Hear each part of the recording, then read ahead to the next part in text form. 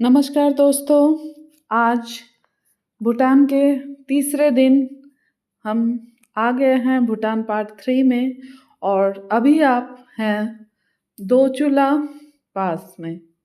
ये दोचुला पास भूटान की रानी के द्वारा बनाया गया था। वहाँ के वीर शहीदों की याद में 108 स्तूपास का ये दोचुला पास बहुत ही सुंदर एक व्यू पॉइंट है स्नो पीक माउंटेन्स का। लेकिन अगर आपका नसीब अच्छा नहीं है, तो जैसे हम लोगों का अच्छा नहीं था उस दिन, तो उस पूरा घना घना कोहरा चारों तरफ छाया हुआ था, हम लोग कुछ भी नहीं देख पाए। थोड़ा फोटोग्राफी करने के बाद हम लोग वहाँ से निकल पड़े पुनाखा जोंग की ओर। पुनाखा जोंग की ओर जाते हुए एक जगह बहुत ही जैम लगा हुआ था, इस वजह से गाड़ियाँ रुकी हुई थी और हम लोग उतर गए नीचे, क्योंकि बगल में था एक सुंदर सी नदी। ये सुंदर सी नदी जो आप देख रहे हैं, ये बहुत ही खूबसूरत एक याद के रूप में हमारे साथ रह गई। थोड़ी ही देर के लिए हम लोग रुके थे, लेकिन बहुत खूबसूरत नदी थी। और उसके बाद हम लोग पहुंच जाते हैं पुनाखा जोंग।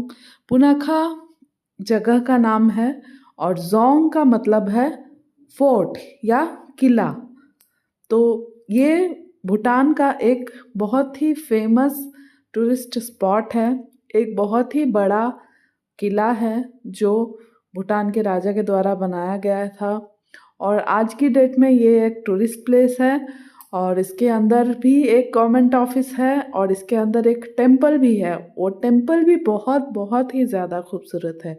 मतलब भूटान का ये सबसे ज़्यादा यूनिक मुझे लगा पुनाखा जोंग देखने में। बहुत ही ज़्यादा अच्छा। कैमरे में तो इसकी सुंदरता को पकड़ पाना मुश्किल है, फिर भी जितना हो सके मैंने कोशिश किया है। और इसके अंदर आने के लिए आपको 500 रुपीज़ एंट्री फीस लगता है।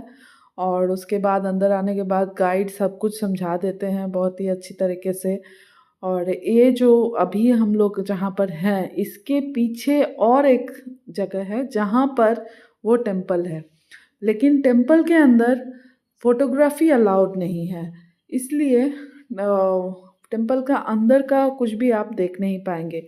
लेकिन वो वहाँ पर टेम्पल में एक बहुत बड़ा बुद्धा, गौतम बुद्ध की मूर्ति है, जो और भी कई मूर्तियाँ हैं भूटान के माइथोलॉजी से रिलेटेड।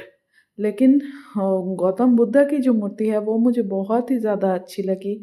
और वहाँ पर मैं कुछ देर तक बैठी भी थी, कुछ देर तक ध्यान भी किया।